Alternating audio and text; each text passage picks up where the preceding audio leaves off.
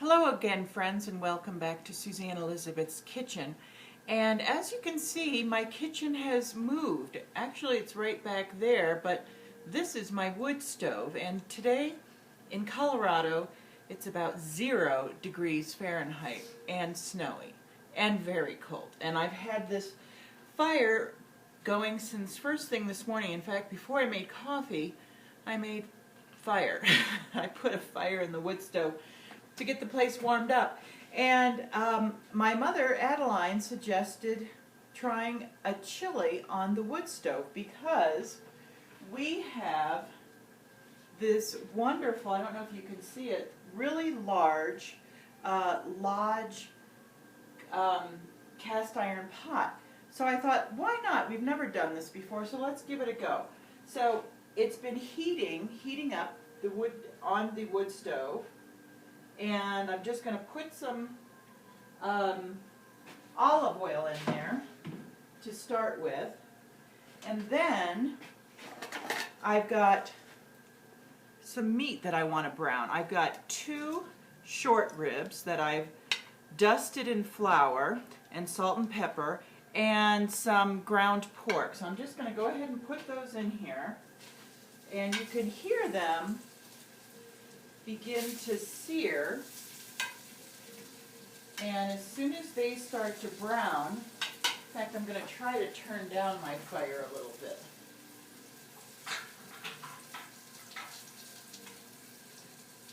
And we're going to see how this works. In case it doesn't work and it starts cooking too quickly, we'll transfer everything back over to the stovetop.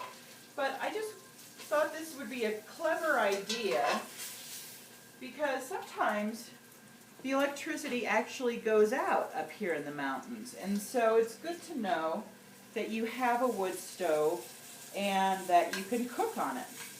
Why not? So what we're doing is I'm just letting the short ribs brown. Now, you know, that's something kind of interesting. And now I've just thrown the pork in there, and I'm going to let that get brown as well. And then I will add in my chopped peppers and onions. And I'm actually going to open up one of the doors because the meat is kind of smoky, to be perfectly honest. So, now back to what I was going to tell you about meat. I've never used short ribs before in chili, but I had them defrosting in the refrigerator when Mom came up with this great idea of making chili on the wood stove. And I thought, why not? I love short ribs, and short ribs do very well in the slow cooker. So why not add them to chili?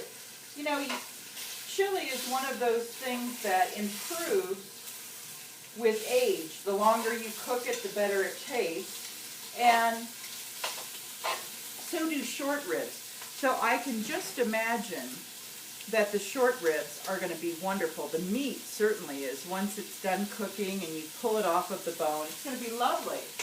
So that's what we're going to do. And they've almost finished browning. So we're just going to go ahead now and add in our chopped peppers. I'm going to move my iced coffee over here. I understand that it's too early in the day for wine, but we might put some wine in the chili a little bit later. So I've got 2 chopped bell peppers, a red and an orange, and 1 or 2 chopped onions. 1 chopped onion and a 1.5. 1 chopped onion, and the reason I'm getting that fill-in information is Adeline, actually, who is my mother, gratefully or kindly chopped these for me, because she's much more patient with chopping than I am. So we're going to throw these in here and let them begin to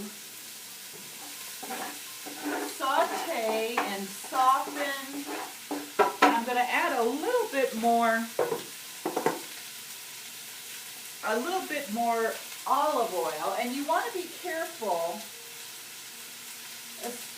that because you don't have as great a control with this temperature, you really want to just keep an extra careful eye on things. So, actually, this rubber spatula is useless with a cast iron pan. So I'm going to switch back over to my little tongs. And all we want to do is just, the meat has browned, and we just want the peppers and onions to have a chance to soften. They do not need to cook all the way through because they're going to cook as soon as we add the wet ingredients, which is what I'm going to do right now. Actually, first I want to add some of the seasoning. So, once again, I do this in every video. I'm going to make a pitch. This is chili powder that I bought in the bulk foods aisle at my local natural grocers. And it's so much less expensive when you buy it in the bulk food aisle. So I'm going to add just a little bit of a palmful. That looks like it's probably a tablespoon and a half of chili powder, and that's a medium heat, so it's not too hot. My cumin, I'll say I'm going to add, whoops, I just knocked half of it out of my hand. I would say just shy of a tablespoon. And the thing is with this, you don't have to be too precise when you start, because you can add, and you will want to add more seasoning as you go along. So it's better to err on the side of less to begin with, and then more later on, so that you can layer the seasonings. This is about a teaspoon of coriander, which is has a wonderful lemony flavor, and is a nice, it offsets the cumin, the smoked cumin. So I'm going to add two 28-ounce cans of plum. These are the whole tomatoes. All right. And then I have two 15-ounce cans of black beans. Do you have that the chicken stock? Yeah. My mother is the world's best sous chef. And she's also I would like to say she's the producer, because she comes up with these great ideas, like cooking on a wood stove. My friend Beth introduced me to these ranch-style beans, and I absolutely adore them. They're so flavorful. So I'm going to add two of those in, 2 cans of that. And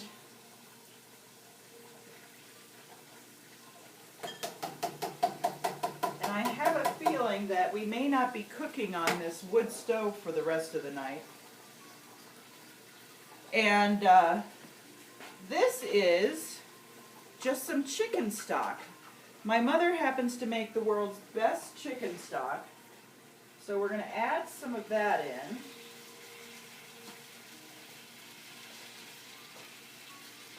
And there you go. Now we're just going to give this a good,